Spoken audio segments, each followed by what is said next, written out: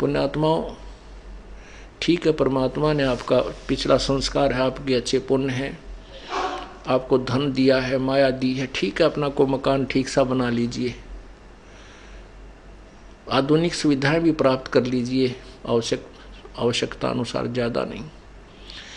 और एक गरीब व्यक्ति है जिसने केवल एक ही मकान मुश्किल से कमरा बना पाया है, एक रसोई मुश्किल से बनी हुई है,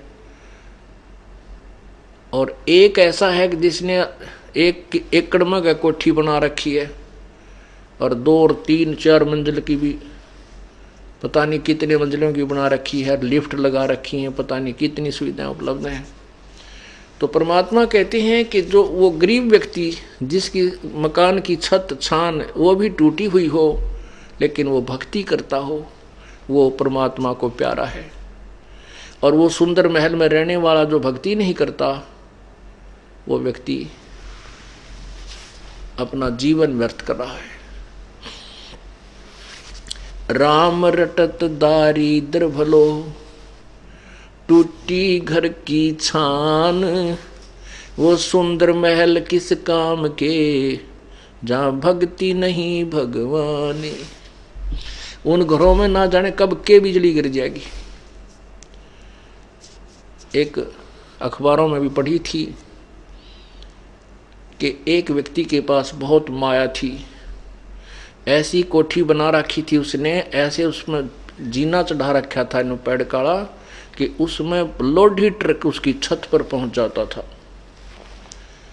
और फिर क्या हुआ, जब उसके अंत समय आया, किस दुर्गति से हुआ, उसी की पुत्री ने,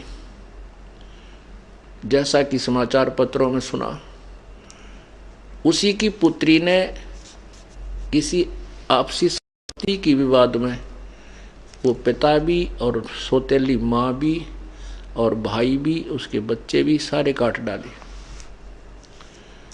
उस व्यक्ति की कैसी दुर्गति हुई। जहाँ भगवान की भक्ति नहीं, ऐसे कहर टूट जाते हैं।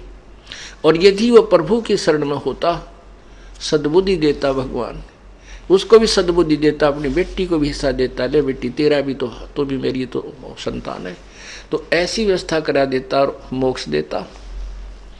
और भी बहुत से ऐसे प्रमाण हैं। बड़े बड़े जो सेठ थे, वो अपने ही हेलीकॉप्टर के अंदर क्रैश हो जाने से और वहाँ हार्ड खिंड गए।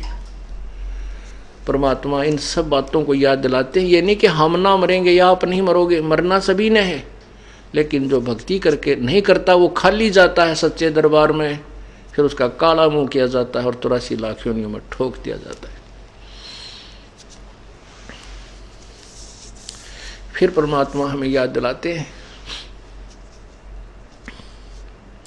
राम रटत कन्या भली, साकट भलो न पूत, जैसे छेरी के गल में गलथना, जिसमें दूध न मूते।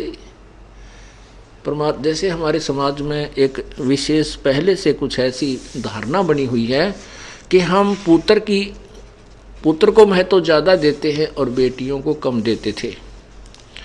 अब तो बहुत परिवर्तन हो चुका है। वर्तमान में तो ऐसा विशेष नहीं रहा है। फिर भी जो भोले भाले हैं वो एकादा वैसे किसी उलझन में उलझा हुआ नहीं, पहले बहुत ज़्यादा था ऐसा। तो उस समय परमात्मा कह रहे हैं कि भाई राम रटत कन्या भली, बेटी बहुत अच्छी हमें, वो बेटी अच्छी है जो भक्ति करती है, और वो साकट पुत्र, वो पुत्र भी जो साकट हो वो हमें कति आवश्यकता नहीं। साकट एक तो नास्तिक होता है, नास्तिक वो होता है स्वयं भक्ति नहीं करता पर और किसी को बाधा नहीं करता। साकट वो होता है स्वयं भी भक्ति नहीं करे और कोई जैसे उससे संबंधित और उसके अंतर्गत उसके प्रेशर में जितने व्यक्ति हों उन्हें भक्ति ना करने दे, स्वयं भी नहीं करे और उनको भी किसी न किसी कारण से परेशान रखे ताकि वो भक्ति ना कर सके। उसको साकट कहते हैं, साकट संत लैंग्वेज में।